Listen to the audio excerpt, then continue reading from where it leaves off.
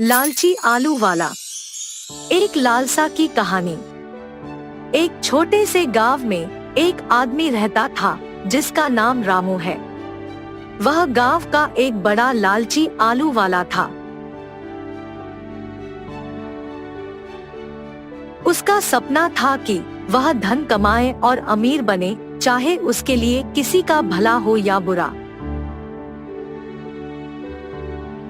वह गांव के सबसे बड़े बाजार में आलू बेचता था और लोगों को चारों ओर से लुभाने की कोशिश करता था।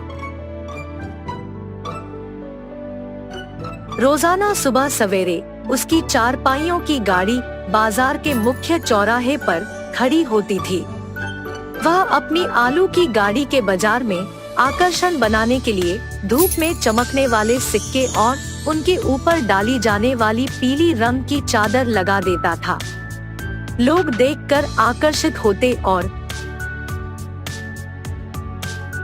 वह उनकी गाड़ी के पास आकर खड़े होते।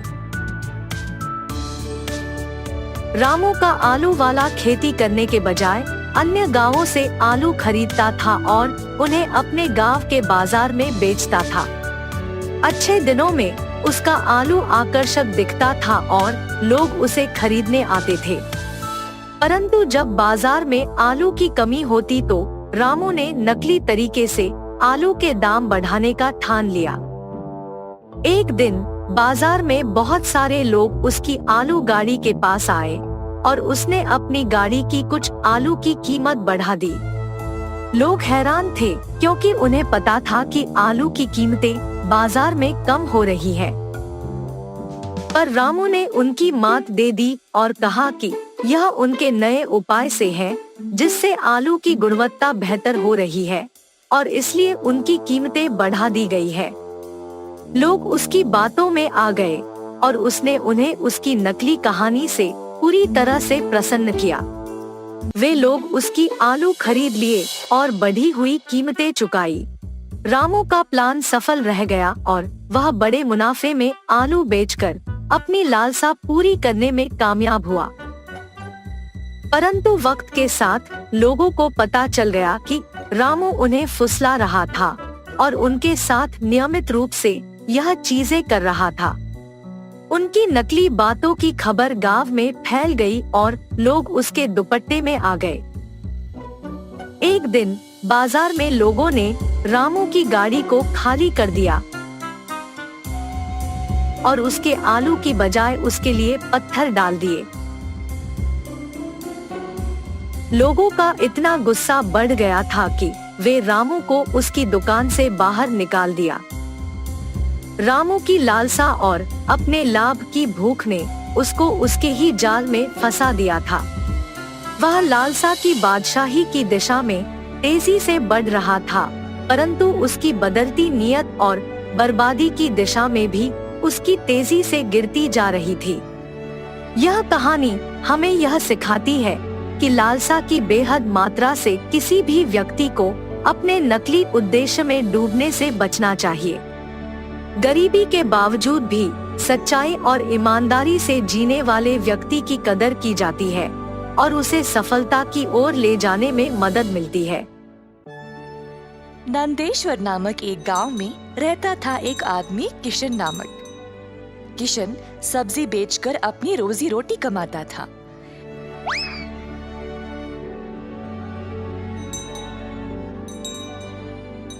किशन अकेला था तो उसी को खेत जाकर किसानों से सब्जी लाना पड़ता था।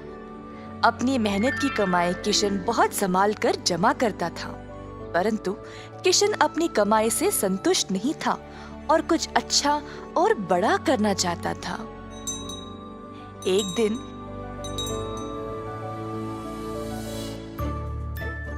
किशन सब्जी बेच रहा था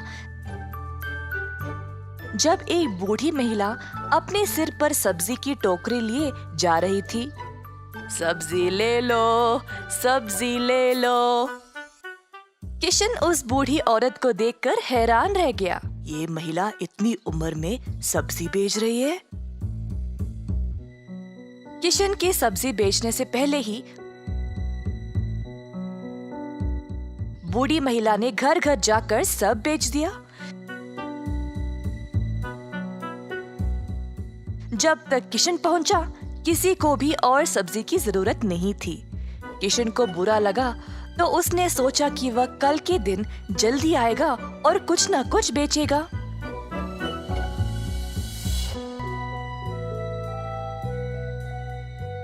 परंतु अगले दिन भी वही हुआ। कुछ दिन बीत गए और किशन जानना चाहता था कि यह बूढ़ी महिला इतनी जल्दी सब्जी कैसे बेच रही थी। तो वह उसका पीछा करने लगा।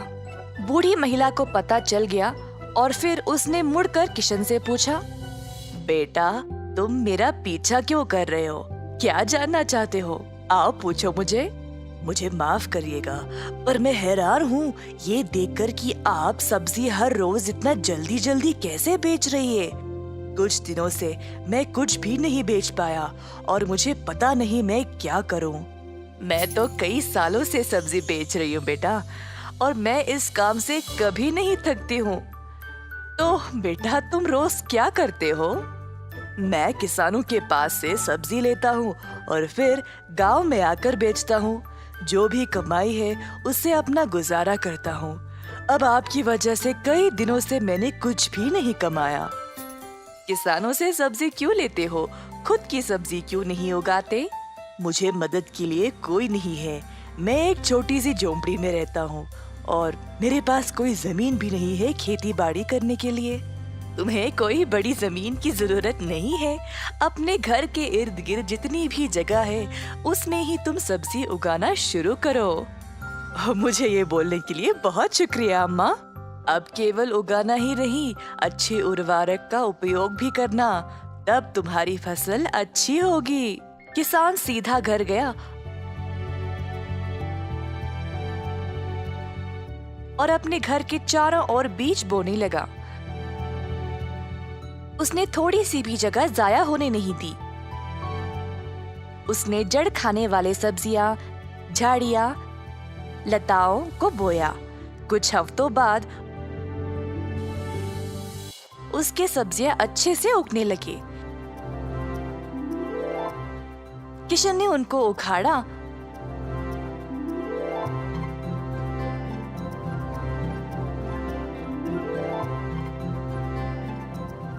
और गांव गया बेचने के लिए।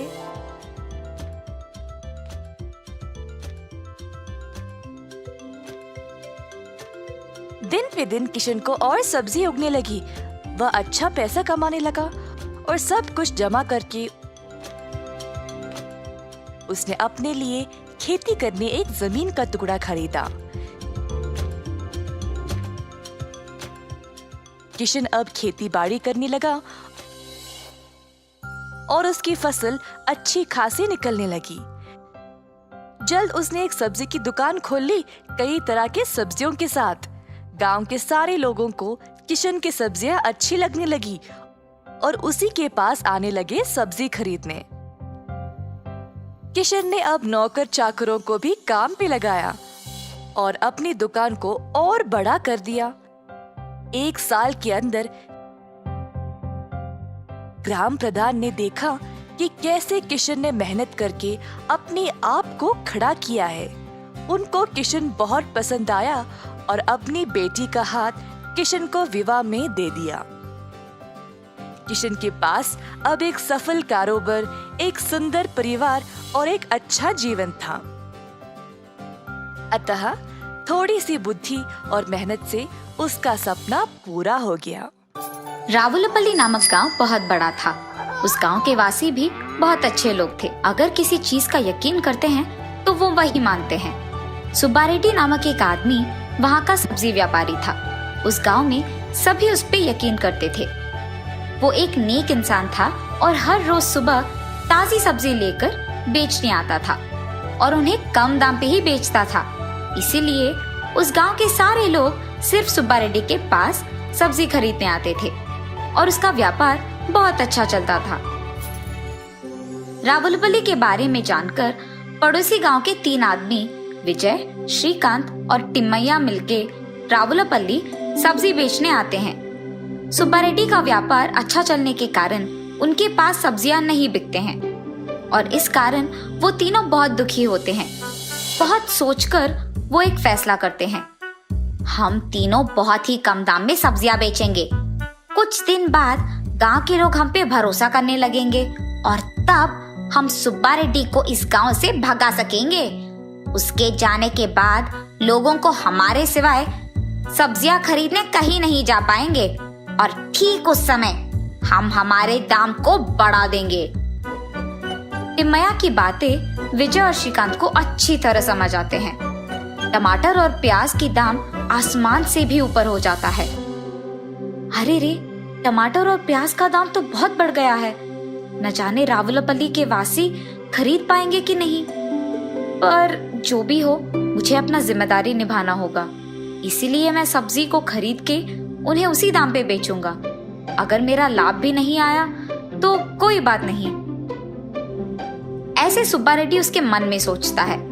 अगले दिन सुबह सभी सब्जी खरीदने सुब्बारेड्डी के पास आते हैं।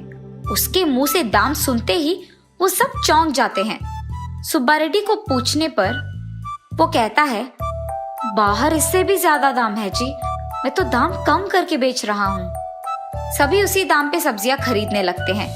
इतने में दूसरी तरफ से एक आदमी चलते हुए आता है और कहता है, आपने 1 किलो प्याज कितने में लिया? 70 रुपए। वहां तो 1 किलो 40 रुपए में दे रहे हैं।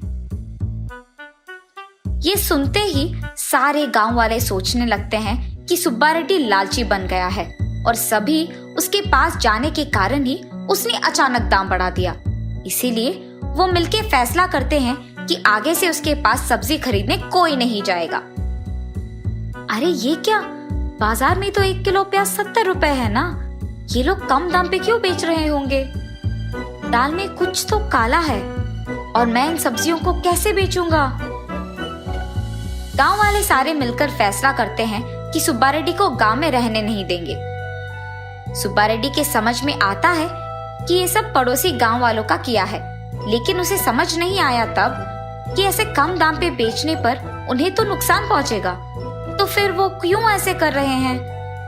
तब उसे समझ में आता है कि उसे गांव से भगाने के लिए ही उन्होंने ये सब किया। श्रीकांत, विजय और तिम्मैया के फैसले के मुताबिक ही सब कुछ हुआ था, लेकिन सब्जियों को कम दाम पे बेचने के कारण उनके कर्ज बढ़ जाते हैं। तब वो सोचते हैं कि इस गांव में सब्जियों की रज तो हमारा है, हम दाम बढ़ा देंगे, और वो बहुत हिम्मत से दाम बढ़ा देते हैं। सुब्बारेड्डी के चले जाने के कुछ ही दिन बाद रावलपल्ली में सब्जियों का दाम सोने से भी बढ़ जाता है। सारे गांव वाले हैरान हो जाते हैं और उन तीनों से पूछते हैं। तब वो कहते हैं कि बाजार में तो यही दाम चल रहा है। अब गांव वालों को सब्जी खरीदने के लिए डर लग रहा था और उनके पास और कोई चारा भी तो नहीं था। तब गांव वालों को सुब्बारेड्डी की याद आती है और सोचते हैं कि बेचारे को उसकी गलती के बिना ही हमने गांव छोड़ने बोल दिया। इतने में एक बूढ़ा आदमी सब्जी बेचने उस गांव में आता है और वो सब्जी बहुत कम दाम में बेचता है। बस सारे गांव वाले उसके पास खरीदने आ जाते हैं और उसके पास सब्जियां खत्म भी हो जाते हैं। उस बूढ़े आदमी को सभी रोज उस गांव आने के लिए कहते हैं। ये जानकर श्रीकांत, तिम्मैया और विजय को बहुत गुस्सा आ जाता है। तीनों मिलकर उस बूढ़े आदमी को चेतावनी देते हैं और कहते हैं कि अगर इस गांव में रहना है तो हमारे कहे दाम पे ही सब्जियों को बेचना है, वरना हम तुम्हें यहाँ नहीं आने देंगे। बूढ़ा आदमी अगले दिन आकर आराम से सब्जियों को उसी दाम पे बेचता है। तब सारे गांव वाले उस बूढ़े आदमी से कहते हैं कि तुम्हारे ही जैसा एक आदमी था सुब्बारेड्डी, वो बहुत अच्छा था। तब वो बूढ़ा आदमी उसका नकाब उतार देता है और सबको पता चलता है कि वो असली में सुब्बारेड्डी ही था। आश्चर्यचकित होकर सभी उससे पूछते हैं कि ये सब कैसे हुआ, और सुब्बारेड्डी सभी को सब सच समझा देता है। उसके बाद गांव वाले श्रीकांत, विजय और तिम्मैया को गांव नहीं आने देते हैं। रावलपल्ली की प्रजा को उनकी गलती का एहसास होता है और पहले जैसे बहुत खुशी से जीने लगते हैं।